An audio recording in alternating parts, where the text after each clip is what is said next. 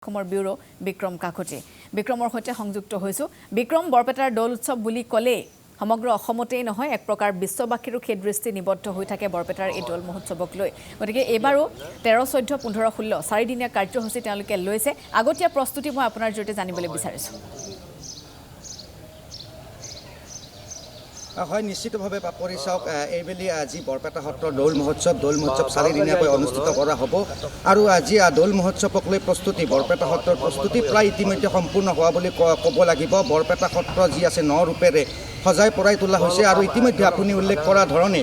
অহা 13 মাৰ্চৰ পৰা 16 মাৰ্চলৈ এইবাৰ চাৰিদিনীয়াকৈ বৰপেটা সত্ৰত দৌল মহোৎসৱৰ আয়োজন কৰা হ'ব মই এবাৰ সতীৰ্থ ভিডিঅ' জাৰ্নেলিষ্ট সঞ্জীৱ আছে সঞ্জীৱক এবাৰ বৰপেটা সত্ৰৰ পৰিৱেশটো দেখুৱাবলৈ ক'ম ইতিমধ্যে যি বৰপেটা সত্ৰ আছে বৰপেটা সত্ৰ 9 ৰূপেৰে সজাই পৰাই তোলা হৈছে আৰু যিহেতু মাজত মাত্ৰ কেইটামান দিন বাকী আছে কেইটামান দিন থকা অৱস্থাত এনেদৰে 9 ৰূপেৰে সজাই পৰাই তোলা হৈছে বৰপেটা সত্ৰ আৰু এটা কথা উল্লেখ কৰিব লাগিব বৰপেটা দৌল মহোৎসৱ বুলি ক'লে সমগ্ৰ বিশ্বতে ইয়াৰ সিদ্ধ স্থান আছে আৰু আমি দেখুৱাইছোঁ সেয়া যিহেতু মাজত মাত্ৰ কেইটামান দিন থকা অৱস্থাত বৰপেটাৰ যি দৌল মহোৎসৱৰ প্ৰস্তুতি প্ৰায় ইতিমধ্যে সম্পূৰ্ণ হৈ উঠিছে 9 ৰূপেৰে সজাই পৰাই তোলা হৈছে বৰপেটা সত্ৰ আৰু এই মুহূৰ্তত আমাৰ সৈতে আছে বৰপেটা সত্ৰৰ বুঢ়া সত্ৰীয়া বাপজনা তেখেতৰ পৰা আমি কিছু কথা প্ৰস্তুতিৰ বিষয়ে জানিম ছাৰ মাজত মাত্ৰ কেইটামান দিন তাৰপিছতে বৰপেটা সত্ৰত দৌল মহোৎসৱ এইবাৰ চাৰিদিনীয়াকৈ দৌল মহোৎসৱৰ আয়োজন কৰা হৈছে প্ৰস্তুতি কেনেধৰণৰ ছাৰ আচ্ছা প্ৰথমতে মই ND24 মই ধন্যবাদ জ্ঞাপন কৰিছোঁ যে তেওঁলোকে আজি দৌলৰ প্ৰস্তুতি পৰ্বতে তেওঁলোকে লাইভ টেলিকাষ্ট কৰাৰ কাৰণে মই পুনৰবাৰ নমস্কাৰ জনাইছোঁ বৰপেটা দৌল বুলি ক'লে প্ৰতিগৰাকী বৰপেটীয়াৰ ধমনীত প্ৰবাহিত হৈ আছে দৌল উৎসৱটো গতিকে সকলো আনন্দমুখৰ আৰু আমাৰ যি পৰিচালনা সমিতি আছে সত্ৰীয়া প্ৰমুখে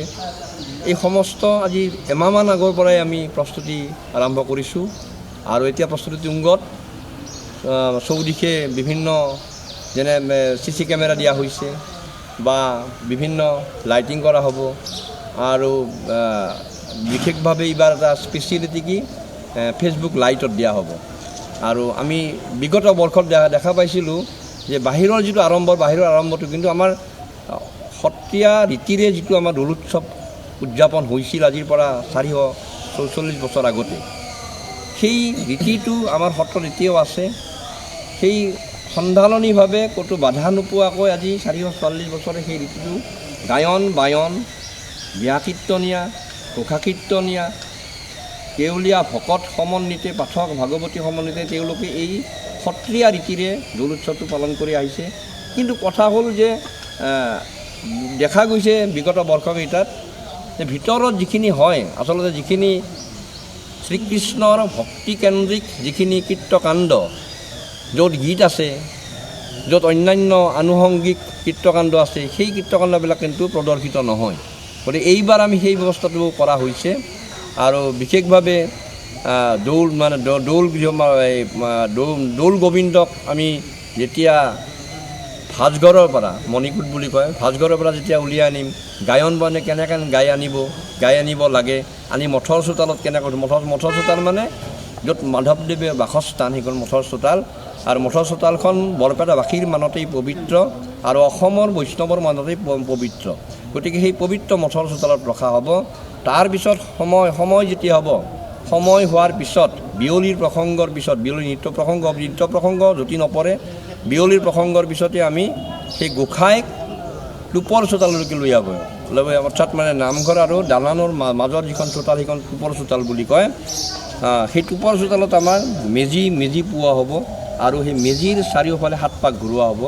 এই যিটো ধৰ্মীয় ৰীতি এই ধৰ্মীয় ৰীতিখিনিক প্ৰদৰ্শিত নহয় গতিকে এইবাৰ আমি সেইটো এটা নতুন পদক্ষেপ এটা আমি ল'ম বুলি ভাবিছোঁ যে অসমৰ ৰাইজৰ লগতে মানে বিশ্বৰ বিভিন্ন মানুহে জানক যে অকল কেৱল যে হোলীগীতেই যে বৰপেটা হোলীগীতেই যে কেৱল দৌল উৎসৱ তেনেকুৱা নহয় দৌল উৎসৱৰ লগত যিটো ধৰ্মীয় কথাখিনি আছে ধৰ্মীয় কথাখিনিও এইবাৰ আমি পাৰিলে মানে সংযোজন কৰিম গতিকে এই ক্ষেত্ৰত মই ND24ক মই আহ্বান জনাইছোঁ যে তেওঁলোকেও পাৰিলে আমাৰ এইখিনি ভিতৰৰ কথাখিনি অন্তত টেলিকাষ্ট কৰক। হয় ছাৰ, আমি প্ৰতিবাৰে খুব সুন্দৰকৈ আমি লাইভ দেখুৱাওঁ আমাৰ দৰ্শকসকলক। ছাৰ, মই আৰু এটা কথা জানিবলৈ বিচাৰিছোঁ, যিহেতু এইবাৰ 4দিনীয়াকৈ দৌল মহোৎসৱৰ আয়োজন কৰা হৈছে। প্ৰথম দিনা গন্ধ উৎসৱ, দুদিনকৈ ভৰদৌল, আৰু শেষৰ দিনা অৰ্থাৎ 16 মাৰ্চত খৈৰী হিচাপে উদযাপন কৰা হ'ব, আৰু 16 মাৰ্চতে বৰপেটাবাসীয়ে দৌল মানে আবিৰৰ ৰঙত ৰঙীন হ'ব। অলপ কাৰ্যসূচীটো 4দিনীয়া কাৰ্যসূচী মানে আমাৰ বৰপেটা সত্ৰৰ দৌল উৎসৱ, মই কৈছোঁ যে ধৰ্মীয়, সম্পূৰ্ণ ধৰ্মীয় ভিত্তি। গতিকে আমাৰ নক্ষত্ৰৰ অৱস্থান অনুসৰি যেতিয়া সূৰ্যই মানে মঘা নক্ষত্ৰত অৱস্থান কৰিব, মঘা নক্ষত্ৰত অৱস্থান কৰিলে আমাৰ আৰম্ভ হয় গণ মহোৎসৱ, আৰু তাৰপাছত পূৰ্ব ফাল্গুনী উত্তৰ ফাল্গুনী নক্ষত্ৰ। এই যিটো ডিউৰেশ্যন, এইটো যিটো মানে ব্যৱধান, সেই ব্যৱধানটোৰ মাজত যদি দীঘলীয়া হয় তেনেহ'লে দুদিনীয়া দেউল হয়, দুদিনীয়া ভৰদৌল হয়। আৰু যেতিয়া হস্তা নক্ষত্ৰত আহিব, হস্তা নক্ষত্ৰত আহিলে শুৱেৰি আহে। গতিকে নক্ষত্ৰৰ অৱস্থা অনুসৰি কেতিয়াবা 4দিনীয়া হয়, কেতিয়াবা 3দিনীয়া হয়, কেতিয়াবা 5দিনীয়াও হ'ব পাৰে। অহা বৰ্ষত বোধকৰো 5দিনীয়া হ'ব। এইটো কাৰণটো হৈছে যে আমাৰ সমস্ত তিথিয়ে, আমাৰ বৰপেটা সত্ৰৰ গোটেই বছৰটোত যি তিথি আছে আমাৰ তিথি অনুসৰি হয়, নক্ষত্ৰৰ স্থান অনুসৰি হয়। গতিকে দৌল উৎসৱটো এইবাৰ 4দিনীয়া। আৰু প্ৰথম দিনা গণ মহোৎসৱটো আচলতে মই আৰম্ভণিতে ক'লোৱেই। তাৰপিছত ভৰদৌল মানে ভৰদৌল কি হ'ব, প্ৰথম যেতিয়া গন্ধোৎসৱৰ দিনা মাঘ পোৱা বুলি কয়, মাঘ পোৱা মানে জুইখিনি পোৱাব, মেজি পোৱা বুলি কয়, মাঘ পোৱা বুলি কয়। গতিকে সেই পোৱাৰ পিছত 7 পাক ঘূৰা হোৱাৰ পাছত যোগমোহন গৃহত ৰাখিব, মানে দৌলৰ কাষতে আছে যোগমোহন গৃহ। আৰু সেই যোগমোহন গৃহত ৰখাৰ কাৰণটো হ'ল যে দৌলত গোসাঁই কেতিয়া উঠিব, সেই নক্ষত্ৰখন যেতিয়া মিলে, কেতিয়াবা ৰাতি 10 বাজিব পাৰে, কেতিয়াবা ৰাতি 2টা বাজিব পাৰে। নক্ষত্ৰখন অনুসৰি যোগমোহন গৃহৰ পৰা দৌলত গায়ন বায়নে 7 পাক ঘূৰাই আকৌ দৌলত খুলিব, দৌল গৃহত উঠিব। আৰু দৌল গৃহত প্ৰথম ফাকু দিব লাগিব বুঢ়া সত্ৰীয়া দিব। বুঢ়া সত্ৰীয়াই ফাকু দিয়াৰ পিছতে সকলোৱে তাত সেৱা কৰি ফাকু ল'ব পাৰিব। তাৰপিছত দুদিনীয়া যদি ভৰদৌলত, পিছদিনাখনো আগদিনাখন থাকিলে পিছদিনাখনো ভৰদৌলত সেৱা কৰিব পাৰিব।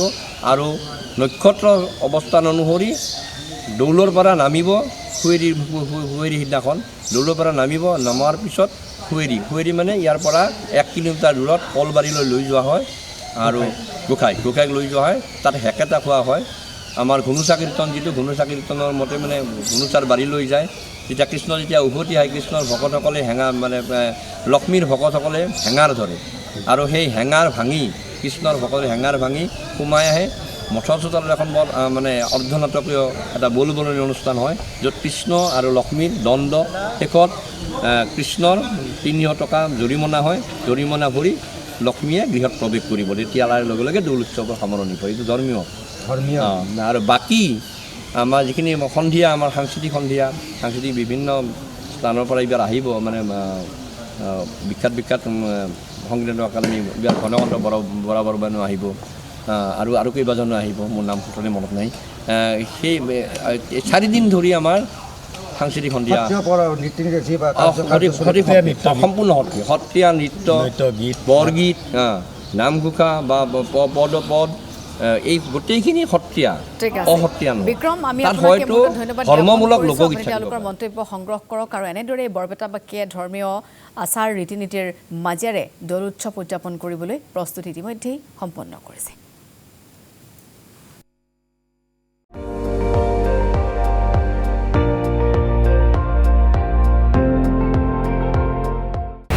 আপুনি চাই আছে ND24,